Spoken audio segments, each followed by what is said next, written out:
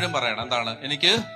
എനിക്ക് നല്ല സന്തോഷമാണ്, എന്റെ കൂടെ കർത്താവ് ഉണ്ട്. വചനം പറയുന്നുണ്ട്, നിന്റെ വാക്കുകളാൽ നീ നീതീകരിക്കപ്പെടും, നിന്റെ വാക്കുകളാൽ നീ കുറ്റം പറയുന്നതാണ് സംഭവിക്കാൻ പോകുന്നത്. എന്താണ് പറയുന്നതാണ് സംഭവിക്കാൻ പോകുന്നത്? പറയുന്നതാണ് നടക്കാൻ പോകുന്നത്.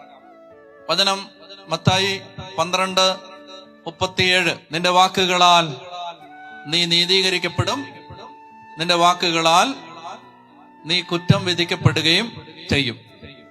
നിന്റെ വാക്കുകളാൽ ജീവിതത്തിൽ പരാജയപ്പെട്ട് നിൽക്കുന്ന ആരെങ്കിലും ഉണ്ടെങ്കിൽ എന്നെ കേൾക്ക്. ഇന്ന് രാത്രി ഇതാ നിന്റെ വഴി തുറക്കപ്പെടാൻ പോവാണ്. ആമേൻ. ഇത് വെറുതെ പറയുന്നതല്ല, വെറുതെ പറയില്ല. പറയുന്നതിന്റെ എല്ലാ ആധാരം എഴുതപ്പെട്ട വചനമാണ്. എനിക്കുണ്ടായ അനുഭവങ്ങളോ ഞാൻ കണ്ട ജീവിതങ്ങളോ മനുഷ്യർക്കുണ്ടായ അനുഭവങ്ങൾ ആരെങ്കിലും എന്നോട് പറഞ്ഞതോ അല്ല. ഞാനൊരു കാര്യം ഉറപ്പിച്ച് പറയുന്നതിന്റെ ആധാരം അത് ഈ വചനത്തിലുള്ളൊരു ഉറപ്പാണ്. എഴുതപ്പെട്ട വചനത്തിന് മാറ്റം വരില്ല. മനസ്സിലായല്ലോ? മത്തായി 5:18, ആകാശവും ഭൂമിയും കടന്നു പോകുന്നത് വരെ സമസ്തവും നിറവേറുവോളം നിയമത്തിൽ നിന്ന് വള്ളിയോ പുള്ളിയോ മാറില്ല. നോട്ട് ഈവൻ ആൻ അയോട്ട എന്നാണ്. അയോട്ട എന്ന് പറഞ്ഞാൽ ഗ്രീക്കിലെ ഒരു ചെറിയ പങ്ക്ച്വേഷൻ മാർക്കാണ് അയോട്ട. അതുപോലെ ഒരു പുള്ളി പോലും മാറത്തില്ലെന്നാ പറയുന്നത്. ആകാശം മാറിയേക്കാം, ഭൂമി മാറാം, എന്റെ വാക്കിന് മാറ്റം വരില്ല, എന്റെ വാക്കിന് മാറ്റം വരില്ല. അപ്പൊ അതുകൊണ്ട് ദൈവത്തിന്റെ വാക്കാണിത്. പരാജയം അതിങ്ങനെ വായി കയറി കയറി വരിക. അതുകൊണ്ട് അവർക്കുള്ള ദൂത് കേട്ടോ, അതായത് തോറ്റുകിടക്കുക. വീട്ടിൽ സംസാരമില്ല, അരിശമാണ്. ആ അരിശം എന്തിന്റെ അടയാളം എന്നറിയാം? അതൊരു നിരാശയുടെ അടയാളമാണ്, അത് ഫ്രസ്ട്രേഷനാണ്. തൊടുന്നതിനും പിടിക്കുന്നതിനും എല്ലാം ദേഷ്യം.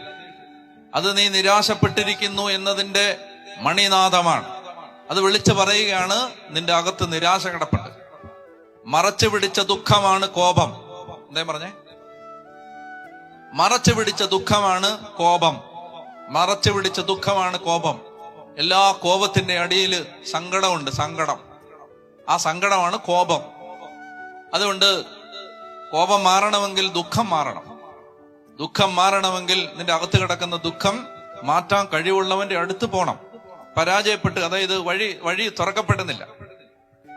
എനിക്ക് ഒരുപാട് മനുഷ്യര് ലോകത്തിന്റെ നാനാഭാഗത്ത് വെച്ച് ഓടി വന്ന് സന്തോഷത്തോടെ എന്നോട് പറഞ്ഞിട്ടുണ്ട്, അച്ഛാ ഞങ്ങൾ വചനം കേട്ട്, അച്ഛന് ഞങ്ങളെ അറിഞ്ഞൂടാ, നമ്മൾ നേരിട്ട് സംസാരിച്ചിട്ടില്ല, ഞങ്ങൾ വചനം കേട്ടു, ആ സ്ഥലത്ത് കൺവെൻഷന് ഞങ്ങൾ വചനം കേട്ടു, ഈ സ്ഥലത്ത് കൺവെൻഷന് ഞങ്ങൾ വചനം കേട്ടു. അച്ഛാ അന്ന് മുതല് കർത്താവ് എന്റെ വഴി തുറന്നു തരാൻ തുടങ്ങി. വഴിമുട്ടി നിന്നതാണ്. ഇന്ന് നിന്റെ ഊഴമാണ്. ദൈവം വഴി തുറക്കും. ജോബ് 42:2, കർത്താവെ അങ്ങേക്കെല്ലാം സാധ്യമാണ്, അങ്ങയുടെ യാതൊരു ഉദ്ദേശത്തെയും ആർക്കും തടയാനാവില്ല. ഒരു ശക്തിക്കും നിന്റെ മുന്നോട്ടുള്ള പോക്കിനെ തടയാൻ പറ്റില്ല. ഒരു ശക്തിക്കും നീ മുന്നോട്ട് പോകുമ്പോൾ നിന്നെ തടഞ്ഞു നിർത്താൻ പറ്റില്ല. കാരണം ദൈവമാണ് നിന്നെ മുന്നോട്ട് വിടുന്നത്. അപ്പൊ അതുകൊണ്ട് ഒറ്റ കാര്യമുള്ളൂ, ഈ കർത്താവിന്റെ വചനത്തിൽ ഈ പരാജയപ്പെട്ട് കിടക്കുന്ന മക്കള് ബൈബിൾ എടുക്കണം. ദൈവം ഇന്നു മുതൽ നിന്നെ അനുഗ്രഹിച്ചിരിക്കും.